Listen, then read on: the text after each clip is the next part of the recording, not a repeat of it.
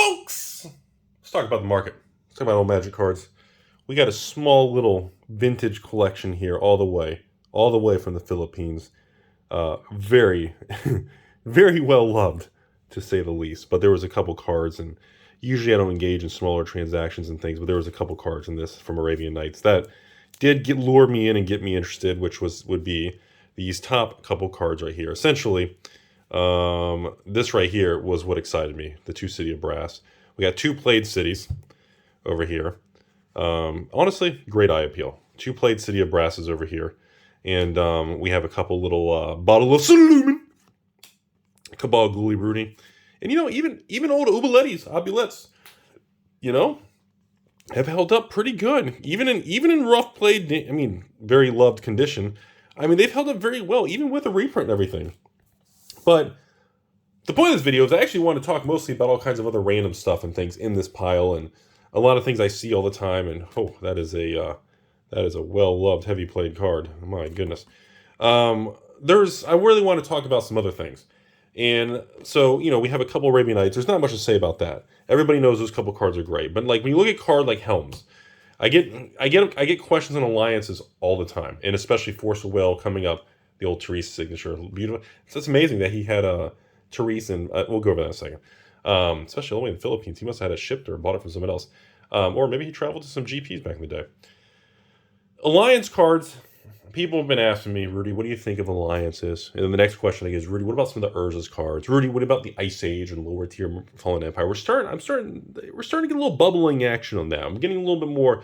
It's been many, many months since I've had comments and kind of a lot of patron messages, and I've been starting to get a lot of generic messages from the public, and it's starting to uptick. I've noticed a distinctive difference. Now, does that mean we're about to enter a big bull market and everything's going to go 10x in free 10 days? No, that ain't going to happen. So if you're thinking you're trying to jump in and make all this money, yeah, you're in for disappointment. I don't think that's going to be the case.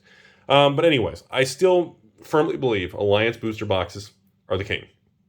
Sealed Alliance boxes is the gold standard for Alliance cards. Gem Mint, 45 packs in the box instead of 36. And quite frankly, remember, Force of Will is an uncommon. And it's just an iconic piece of Magic history. Cards like Helm of Obedience, Lake of the Dead, and of course Uncommon Force of Wills, even though that one's not even reserve list, this one is, are still going to continue to trend upwards. I do believe the next wave in the coming 6 months to 2 years, the next major uptick as the market enters another bull phase in the future, is going to be very lucrative for these mid-tier cards. Because that's really where I think most people can play in the playground. The idea of, I'm going to buy a $10,000 Alpha Beckett graded quad disc with 6.9, 9.6. It's a very small pool of people playing in that right now. The amount of people jumping in this type of pool with these type of cards is very, very high. And I think that's really what's more exciting and everything. Anyway, so we've got some Force of Wills here. I always love a beautiful Therese artwork and signature on it. Again, extremely damaged. This one would be almost into the damage category. This thing is almost yellow. Oh, the camera makes it a little better if I hold it away. Some of these are the amount of games that have been played on this thing, even the texture of the card is like a gritty sand, like the paper is like broken down. It's kind of, anyways, OG, original Force of Will, same thing. People, we got Dominaria, and I apologize everybody, but pause the video here. This collection was done many months ago. And I'm just, trying to catch up on the backlog of videos. Remember, if you have old Magic cards, you want to be on the channel and remember your cards for eternity, put them in the Rudy Vault and get a nice hug. AlphainvestmentsLLC at gmail.com. The old PP for pictures and prices, nothing gatey, creepy side. Any other form of comment section, social media is all a scam. I don't use any of it, so be very careful. As always, everything you see in these videos is not for sale, but I always appreciate the comments and conversation on there. So I just want to, and again, I apologize that, like I said, this was another transaction from a couple months ago. I'm just trying to get caught up still. Back to the video, folks. So, same thing. We got a very gritty, it's almost, can you hear that? It's like a weird sandpapery, sand on it. There's black dirt or something on this card and a little dent and crease in the corner. But anyways, a lot of these cards are quite interesting because I actually believe the next leg up isn't going to be about alpha beta anymore. And I've been talking about that, at least in the past, not recently. I've been kind of wanting to bring some of these video series back. But I've been talking about that. I actually believe that the next, this is going to be the next wave for more realistic collectors. Oh, I didn't even see that corner on the thing. Ugh, brutal. I think this is going to be the next wave for the future. A lot of people today are getting into Magic and going back, especially with like Brothers War, Dominaria, the Legends card being inserted. I think a lot of these type of cards or original printing of cards that aren't even reserve list are going to be desirable with original art and things like that. Because, and even this, I'm going to give you my opinion, but I'm still not a fan. I swear 4th edition Ice Age and Chronicles are the most asked thing I get from the public and patrons. Because everybody has them. 4th edition and Ice Age and Chronicles was in Fallen Empires was when, Magic went viral. And they just racked the print runs to the moon. It made everything crazy. Normally, I'm not a fan, and I don't really buy 4th edition type cards like this. I will, Revised is interesting still, but anything 4th or 4th, 5th, 6th range, I'm not really a huge fan, especially if they're played like this because, I didn't even notice that. This one's actually creased in the corner. Oh, man. All right. It's got a little crease. That's literally got a crease line there and there. Oh, I didn't even see that. The problem is these white borders turn yellow and dirty, and it makes the cards very yucky. Number 2, the cards break down, and there's so many 4th edition, 5th edition era single cards in bulk and just warehouses and companies and things, and just I don't like them. I'm just not a fan. Again, this gentleman was a really nice individual, and like I said, in the Philippines, and these couple cards is really what I was after. I'll be honest with everybody.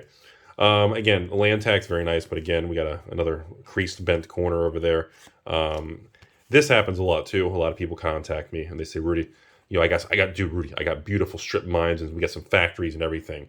And unfortunately, many times they think, they type in these names on TCG Play or something, and they match the artwork, and they think they have original antiquity versions, and they expect them to be worth a lot of money. And then they realize, oh crap, they're 4th edition. You've got a couple dollars. It's not much at all.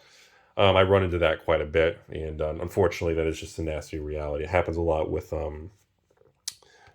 actually here, happens a lot with this. So he actually sleeved these and sent them over. These are sleeved Elder Dragon Legends, and obviously for anyone in the market or industry for a long period of time would know, these are not Legends, even though they have the Legends symbol there. These are the white bordered Chronicle reprints, and unfortunately, they are literally almost worthless. I don't even know. I think the buy list maybe is the buy list even $5? I don't even know if the buy list is a couple of dollars on these particular cards. Maybe if they're gem mint condition or some pack fresh, but these are actually pretty nice looking. These might be, unfortunately, the nicest condition. Like this is like the nicest condition of all the nicest condition of anything that was sent to me in this batch. But unfortunately, white border Chronicle reprints have almost no value. And I know people ask me all the time, and I'll address it. Rudy, a Chronicle sealed booster box is $1,000. How come the white bordered Elder Dragon Legends and the white board, why are they all worth nothing? Well, it's because there are crazy rich people and crazy obsessive cardboard people in stores that can easily sell sealed packs in a local store of Chronicles. And that's something for a lot of people to have a hard time accepting. If you have a local LGS, let's say Rudy's Taco Stand. Let's say Rudy opens another location, okay, under a different name, so it's not a tourist attraction. And I just put Rudy's Tacos and Cards. And people come in there, they don't know what's related to me. And if I put an open box of Chronicles and put on there and sell the packs, and honestly, you put Chronicle packs. I know it's crazy sounding, but if you put Chronicle packs for, I don't even know, $30, $40 a pack, $39.99 a pack in a local store. What is that, 10 packs for $400, so 30 packs for what, $1,200? So you'll get even more than the cost of even buying a sealed box on eBay for $1,000. Well, if you put Chronicle packs for $39.99, guess what? And you in a local store, and if it's busy with a lot of foot traffic, you're probably going to sell them. It doesn't matter that they're not expensive cards. It's just a matter of people love to relive old cards and nostalgic experiences. It doesn't have to have single card financial value. The EV doesn't have to be there. We've talked about that for 6.5 years in this channel, 6.9 years. That, every year that goes by, that the product separates from its release date is one more year that spreads the value of the box away from the single cards. We've been over this many times. By the time a box gets 5 years old, the expected value is so irrelevant compared to the actual sealed product. All that matters in sealed product is how many are left in the world, how many are available online, recent sold, and what people believe the speculative nature is of the future value and the future supply of the product. Anyways, moving on. This is cool. Eater of the Dead. Obviously, not English. The foreign version of the Dark. There, I think this is Italian, the Dark or something. I can't remember. Beautiful cards. Nice, beautiful, dark contrast ink and everything. But again, I know this is a hot take, but I am not a fan of any foreign Italian Legends, the Dark, and everything of any of these things. It's just at least in the United States, the market value and demand for non-English variants is just. I mean, a sealed box of English Legends is like $50,000 to $70,000. That's just normal price. That's not even a good deal. That's not overpriced. That's just normal. I buy sealed boxes of Italian Legends for $10,000 to $15,000. That's the difference. It's not half. The difference, like if you look at sold prices on Italian Legend boxes, they sell for 15 to 20 grand. In English is literally 50 to 70. Yeah. So again, that speaks volumes right there. Okay. The rest of these things, we'll address some of this stuff. I know he's got these in nice sleeves and everything, and bless him, man. He's a good dude. Swords to Plow. Hey, look, actually, I wasn't even paying attention. This is the actual Ice Age Swords to Plowshare that actually matches the playmat in the background. That should have, is this my signed playmat here. Very cool. By the way, you guys can actually see that in the bottom there. This is playmat number, what was that, 198 out of 200? Anyways, Swords to Plowshare is like Soul Ring. It's been reprinted so many times. I don't really assign any value to these. Well, I don't even know if the buy list on like an Ice Age Swords to Plowshare is even a couple dollars. But if it is, it's a couple dollars, Same thing. You look at him, the Torak over here. If the print run, we've talked about this in other card games, everyone always compares this stuff to Flesh and Bloods and MetaZoo, all these new startup card games, Kickstarter games. If the print run was not through the roof on Fallen Empires, these things would be so expensive. I'm telling you all, him to Torax would be like $100 a card. The only reason they're not is because the print run is through the roof. And now many people argue, well, that's a good thing, Rudy, because it made it accessible to the player base. The game pieces are cheap, So, yeah, always a fun thing. Then we got some random reserve list cards and random really, golly, what happened to that corner? It's like missing. We got some very well-loved damaged cards here, but beautiful. I mean, great card. Infamous Mirage there, definitely damaged. Got the Crypt here. We got some Static Orbs from Tempest, Cold Storage from Tempest, Druid, Ice Age Glacial Chasm. I believe it's a reserve list card. I don't know if it's worth anything, even in mint condition. I don't even know if that has any real value. 5th edition Fell War Stone. Again, if you have the original printing, I think the Dark, it's actually worth quite a bit. 5th edition, I don't know if that's worth anything at all. Natural Balance, again, Mirage, very gritty, sandy. Surface is kind of funky on that. Strange. Some of these weird Urza's cards with infamous artwork that most people have never seen. Very cool cards. Not a lot of financial value, but very cool cards. I guess what's interesting is the cards that aren't have as much value and more obscure are actually nicer conditions. I guess they didn't really get played, compared to like some of these, Arabian Nights or something. But anyways, let's jump back here. Rivalry, I guess Urza's Legacy, Gnomes, Equilibriums. Very, very rough. These are, I guess I gotta try to polish these maybe. You guys ever seen that where the cards, like the surface is messed up? Listed. Okay, see, these start getting a little rougher. I think these are sandy. Yeah, you can't see that on the surface. It's like the surface is all, it's very strange. And then it gets worse. So this thing's actually just straight up damaged. It looks like the card is missing. And then it looks like it's creased at the top there. It's got that same, it's almost like sand or beach sand, or maybe they fell in the dirt. Same thing. These are actually completely damaged. These are actually, oh, that's actually creased. Looks like somebody's thumb went through it. Anyways, again, Root Water. These are not really high value cards. And we got, again, this is a funny thing too. You can always tell old school people. Sarah Angels. Old school people. Sarah Angels, man. I mean, they're so iconic. And the funny thing about it is, a 4th edition Sarah Angel, it's been so long. I don't even remember what these, I don't even know if stores, like, are these sold? Or what do these sell for on eBay? Are they like $1 or a couple dollars? Are they even $5 a card? I don't even know if the later versions have anything like that. Counterspell's great card, but it's, good lord. Some of these are really,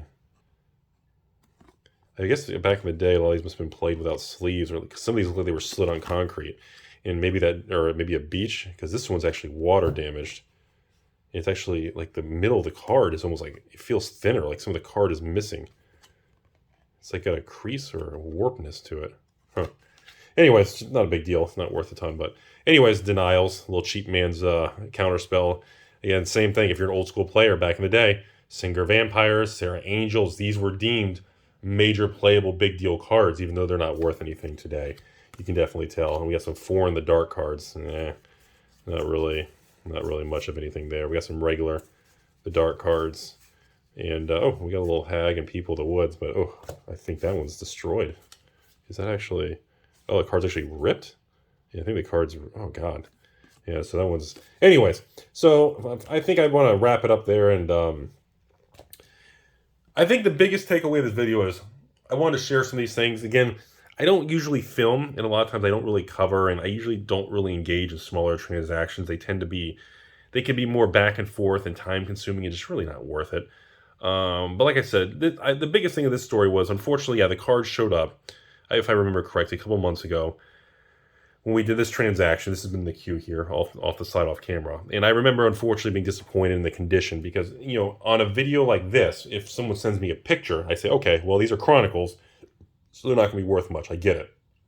But when I see cards like, you know, some of these other ones in a picture laid out, I can't really determine the damage or anything. Like, you know, if this card is laying like this, say, oh, look, there's a Hag card. Oh, wait, there's a hole in the card.